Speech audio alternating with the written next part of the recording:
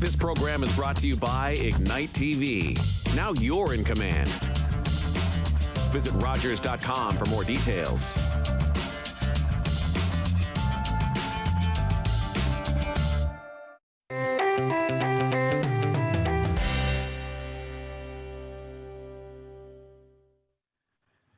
Welcome to Her Story, the journey to winning a seat at the table.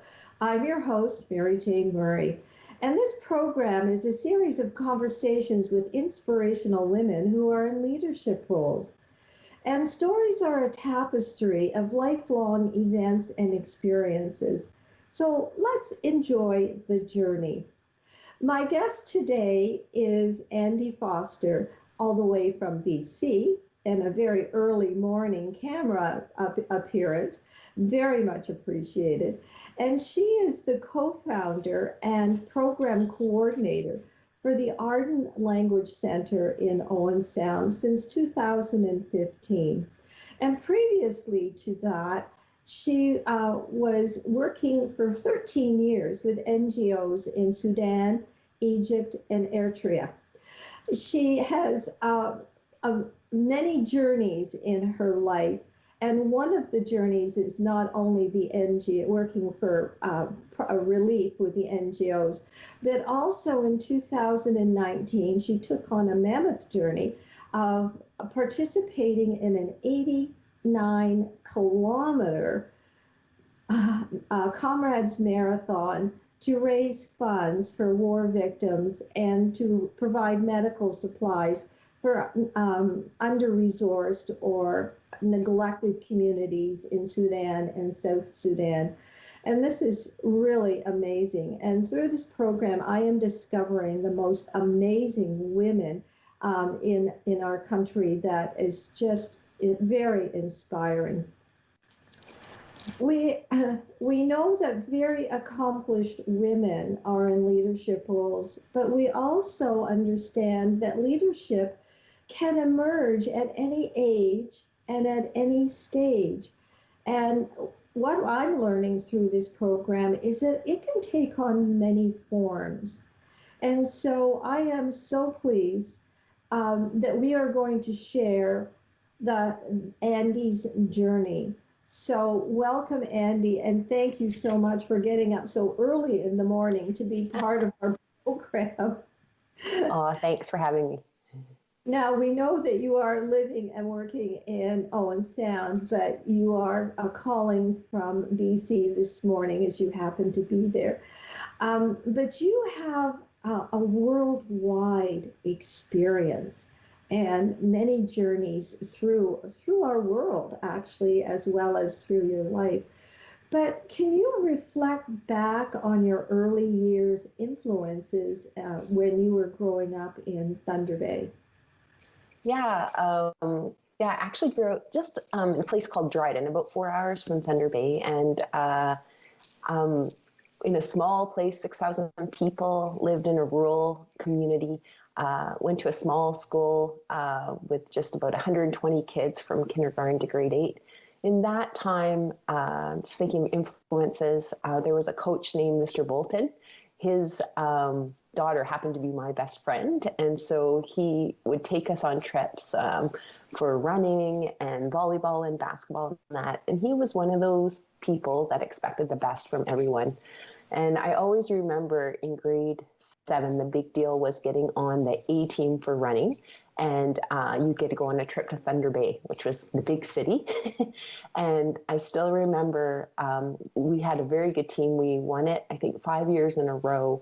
And I still remember, though, the day after we won it, on the following Monday, he came in all proud, and we were excited about, him mentioning our names. And the one person he mentioned was one of the guys who, when the year had started, he couldn't even run. And by the time we had this race, he was able to do the race. It was slow, but he had done it. And that's who Mr. Bolton was proud of.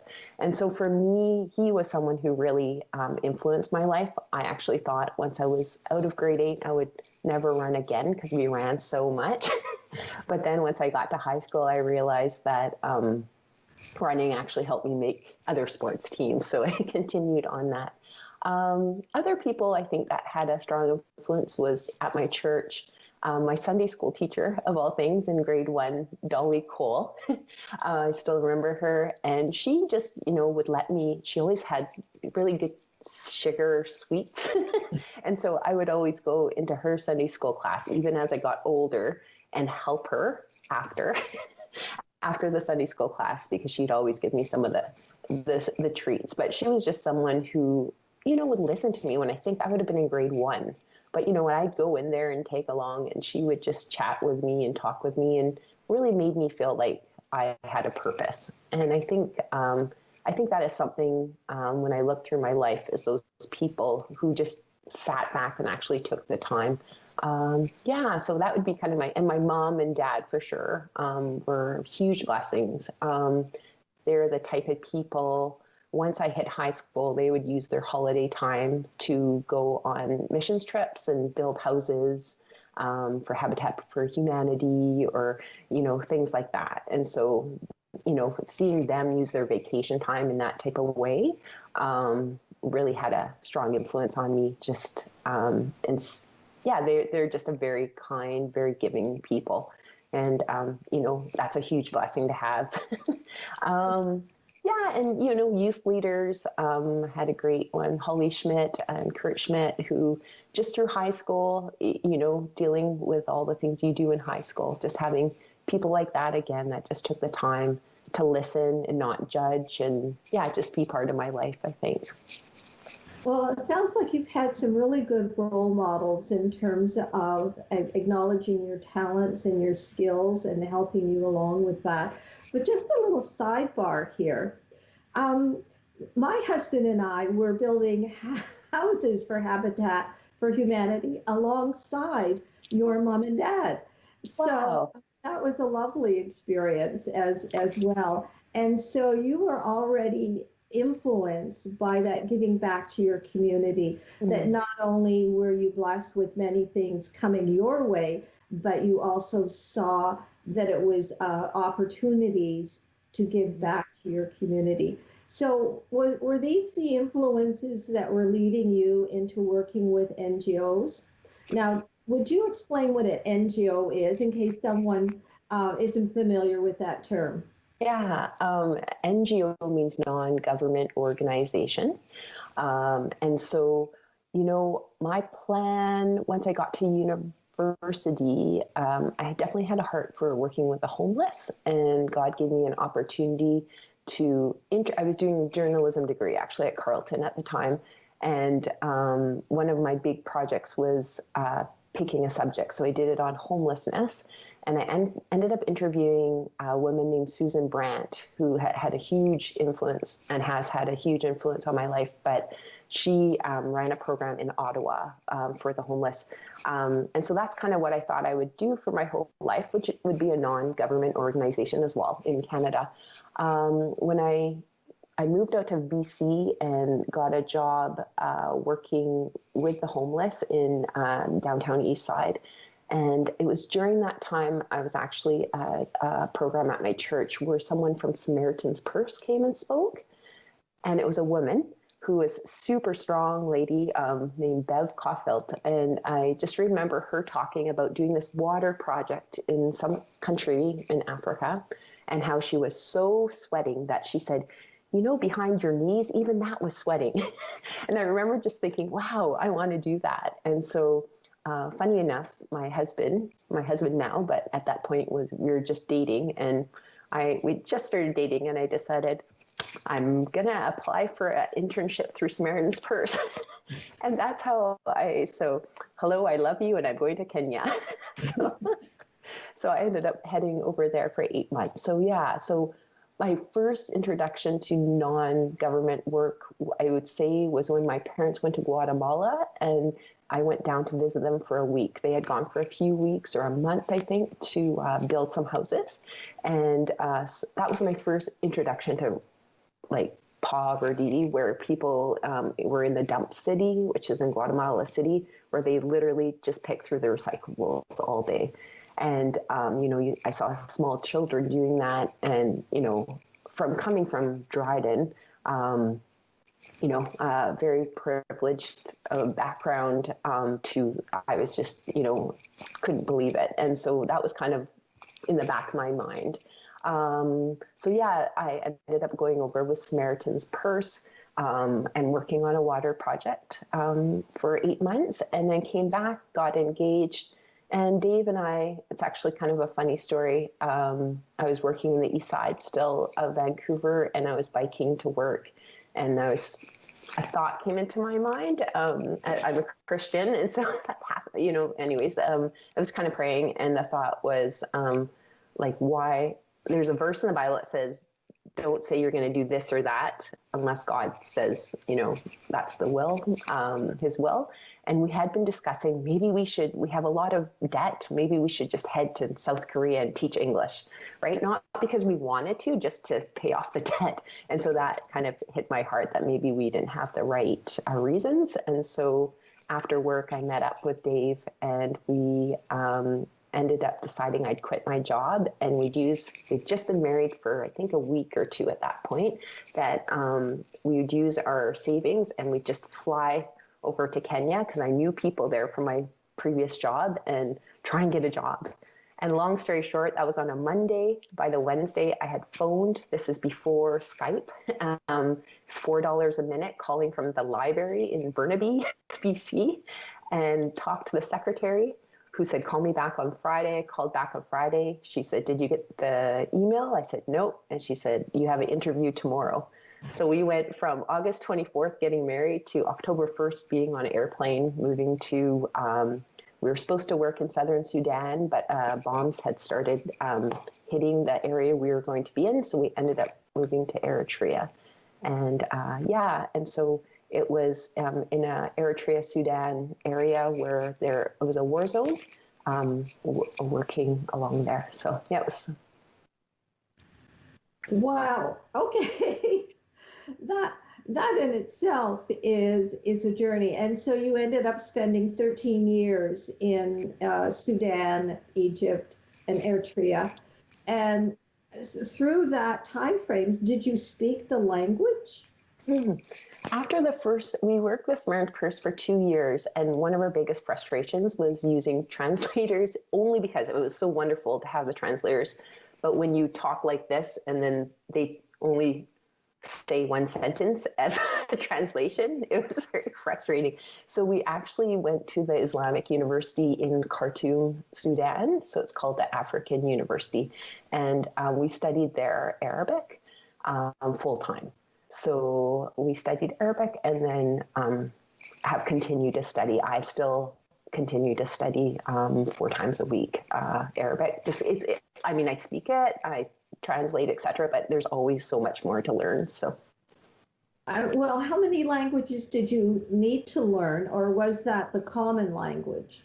Where we lived, Arabic was Egyptian Arabic and Sudanese Arabic. They're different, but so we had to learn those. And then most of my work through Sudan for the 6 years, and in Eritrea and then in Egypt, was actually also working with the deaf and hard of hearing. So I actually studied Sudanese Sign Language, which is similar to Egyptian Sign Language, which is 100% different than American Sign Language. So so I studied that as well. So just Arabic and Sign Language. Okay. I'm trying to catch up to you, Andy, in terms of all the incredible things that you have been doing, and we haven't even got to the marathon running in terms of that journey as well. But how did that experience in the Sudan area? How did that impact you and your life going forward? Yeah, I think it has, Sudan, all the places, we are so blessed. The people there were so wonderful.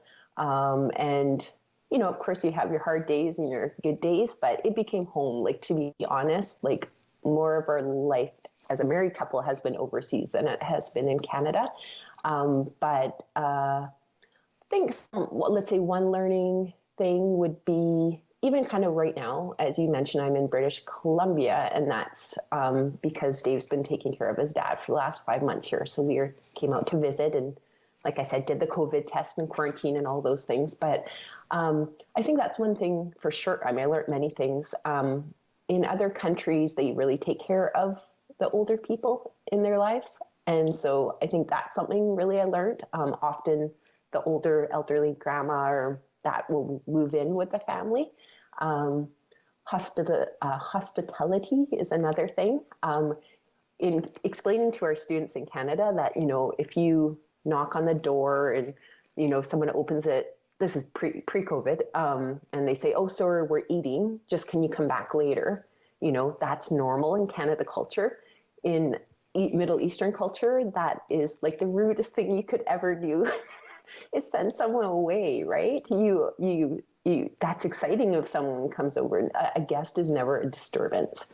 I think that's a huge thing. And that took a lot to get used to, especially in Sudan, where we're the only foreigners in the town we were in. And so like there wasn't really, there's no such thing as family time. Like everyone's just together all the time.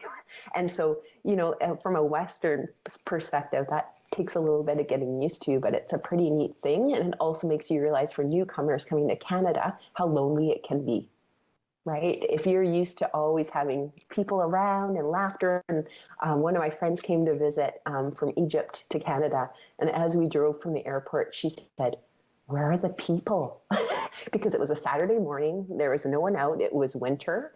And like literally that just would never happen, right? There's always people. There's always noise. There's always, and so, just that idea of holding loose to my time and, that's your time and my time and, oh, sorry, now your time's up.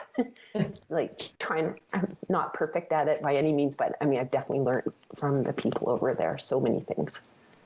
Well, it's really incredible, actually, that we could learn so much from other cultures. And I love the concept of embracing and inclusive and having people around. This has been one of the hardest things for me over this pandemic is the lack of communication and the lack, because my family is spread all over. Mm-hmm. They can't travel to see me. I can't travel to see them, particularly. And so that sense of isolation, I think, has kind of struck all of us. Mm-hmm. And I'm sure in cultures where always having people around, this is particularly hard to adjust to. And so then with all these experiences that you're having, you decided to go on to train for an 89-kilometer marathon. I mean, running to the grocery store is a challenge for me. 89 kilometers. And you're running in South Africa, which is a very hot country. So tell us a little bit about that journey. That was one of those, like, as I mentioned, I'm a Christian. And so like everything's kind of through that lens. And I was out on a run and literally I'd heard of comrades. We had spent some time in South Africa, actually. Yeah, quite a few times in South Africa. So I'd heard about it and it was just so like, I was like, there's no way in heck I'd ever do that. And then I was out on a run and just thinking about this group of people called the Bija, who we had worked with as well while we were over there, and just all their needs. And there had been a hospital in Egypt that helped them as well. And anyways, and I just got the thought, what about comrades? And really felt like it was from God. And so I went home and I went online and it said it was full, 25,000 people, and it was full. And I thought, I'm just going to WhatsApp someone I know in South Africa. So a guy, Norman Johnson, who does amazing fundraising work for different groups of people. Anyways, and so I just sent him a WhatsApp saying, hey, is there any room still? Are you still looking for runners to raise money for you? And he said, yeah, I am. I said, okay, I think I'm interested. And by accident, I don't know if I can say this, but I kind of butt called him on WhatsApp. And suddenly, so I was talking to him, like literally, I was still in my running clothes. And so anyways, talked to Dave, and he wrote me back the same day and said, you know what, I have someone who will, because to just go in the race was quite a few $100s. So I had a spot. I had, at least that. And I was like, oh, it's crazy to go all the way to South Africa. Like, if I do it, you want to raise up enough money to make it worth it, right? Well, next was asking my running coach, Tim Wood in Owen Sound, if he thought it was okay, like a good idea. And he didn't say no. And so that was the start. And you know what? I think I started, I'll have to look, was it in October? I had to do a race, a marathon to qualify.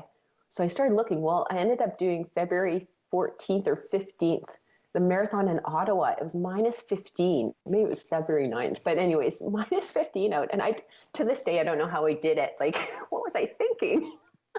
But it's just one of those God things, sometimes he'll ask you to do something. And then the cool thing was, my goal was to raise, the man in South Africa, Norman, had said, how much do you want to raise? Like, what do you feel God's kind of saying? And I said, well, I think 10,000. He said, let's put you down to 2,000. So I was like, oh, okay. And anyways, right, the cool thing was, got to the airport and June 1st, and the newspaper did an incredible article about the Bija on the Saturday about the race and that. And so I thought, I don't usually this, but I'm going to put it on Facebook to say, hey, I'd love to get to 10,000. And I got a message just as we were putting the tags on my bags. It said, look at your amount, your donation box kind of thing. And it was over 10,000. So just before I got on the plane, the money came in, and another like 3,000 came in after that, which made 10,000 US, which, so yeah, God was just so good. Like, and then the race itself, you're running the whole way, 89 kilometers. My coach had given me a Canada jersey. So I had a Canada tank top on. So I felt, and it had my name. So there's Go Canada, so it's the closest I'll ever get to the Olympics. And just people the whole way. Like, tens of thousands of people again prior to COVID. And so, when I finished, I was just so grateful that God had given me that opportunity to not only kind of be blessed myself, but to, hopefully help others and see, I've seen many pictures of the surgeries and that. And yeah, I have a verse in my ring that says, we are blessed to bless others. And, I've been privileged so much to live in Canada, to have all that I have. And, it's such a fun adventure to be on this journey with God and just seeing, the opportunities that I get to do. So. With all the incredible things that you've done, how did you, well, first of all, you were successful in that run. Congratulations. I'm still trying to catch up to you. So through all of this journey and all of the countries that you've worked in and the communities that you've worked in Canada, how did you end up in Owen Sound and opening the Arden Language Center? Yeah, that was one of those. We were back for the summer from Egypt, waiting on a visa. And our church had sponsored an Eritrean family who just happened to have lived in Sudan. So we spoke the same Arabic that they had learned while they were in Sudan. And so while we were waiting on our visa, our pastor had said, and the sponsor group had said, hey, could you teach them? And my husband is an English as a second language teacher. That's what he was doing in Egypt. And so he began helping them. And then finally put the kids in school because we're still waiting on the visa, and met another lovely Iraqi family who now have a great business in Owen Sound. And so they started joining, and then the Syrian crisis got known to Canadians, and then everyone started arriving. So we went from 2 to 4 to like 30 students quite quickly. And then, so we're like, oh, I guess this is where we're supposed to be right now. And so that's been 5 years now. And that's another inspiration is our students. Incredible. Like, oh my goodness, their stories, their just the way they are. So like, imagine having to learn a new language at the age of 30, and your kids and going through a new culture and all those things. So, I get a lot of inspiration from them, if ever I think I'm having somewhat of a bad day, talk to one of them and they're they're so encouraging and just, yeah, they're like family to us. They're not students, they're family. So it looks like your journey through life has actually led you to where you are right now. And being a woman of faith, you follow the messages that you feel that you're receiving, and that has led you to this very blessed life. What I value most, I think, about what you're doing now in Owen Sound with the Art and Language Center is bringing in and welcoming so many newcomers to our area, and making them feel that they belong in this community. Our community is so much richer to have various cultures coming in. And how many languages do you think we have in Owen Sound right now? Oh, Or wow. I should say Great County. Yeah. Oh, man. Tons. I mean, in our just classes alone, we have over 13 languages spoken, and that's a very small, amount of all the people, all the newcomers to the area. So, yeah, that would be a high statistic. I know there'd be a lot out there. So, yeah. Well, I keep reminding our mayor on occasion that we have 70 Okay, there we go. In Great County. Wow. Which just makes our community so much richer and so much more vibrant, and the culture and the food and the languages that are coming that are just amazing. And I really truly appreciate the work that you and your husband are doing by enhancing our community and making people feel welcome. And we are coming to the 2-minute mark. But I do have this little quote that just ties in very nicely to what you're doing, that you love seeing newcomers not just survive, but thrive in this area. And you, the Art and Language Center, is an anchor for newcomers coming in, where they are welcomed, embraced, and integrated into our community. But I did gave you a heads up that I was going to ask you a little pop question at the end of the show, and that is, I have been seeing this incredible smile and this passion and these bright, shiny eyes through the camera, and it's been just a delight. So I'm going to ask you this question, although I think you may have mentioned it many, many times through the interview, and that is, in your day-to-day life, what brings you joy? Joy. Honestly, starting my day with God and spending time with Him, and then just walking alongside people. I love hearing their stories. I love trying to encourage them, and just living life with people brings me joy. Yeah, and doing it outside if possible. We have such incredible, beautiful scenery and a lot of good running trails in our community. That's for sure. Well, Andy, thank you so much for taking the time to spend with us today. I mean, it has been incredible listening to your story, listening to the various journeys that you've had along the way. And I'm hoping that people will tune in next time for another amazing story on Her Story, The Journey to Winning a Seat at the Table.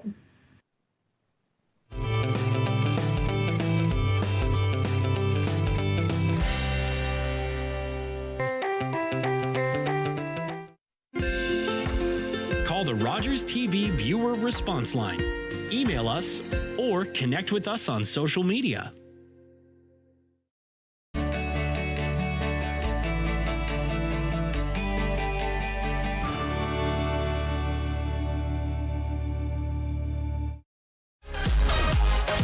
Fun, casual, intimate, and personal chats with artists and creative folks in the LGBTQ plus community and friends, all on Season 7 of On the Couch. With NHL Center Ice, you get a premium ticket to the games you want every night of the season. Catch every key out-of-market matchup each week.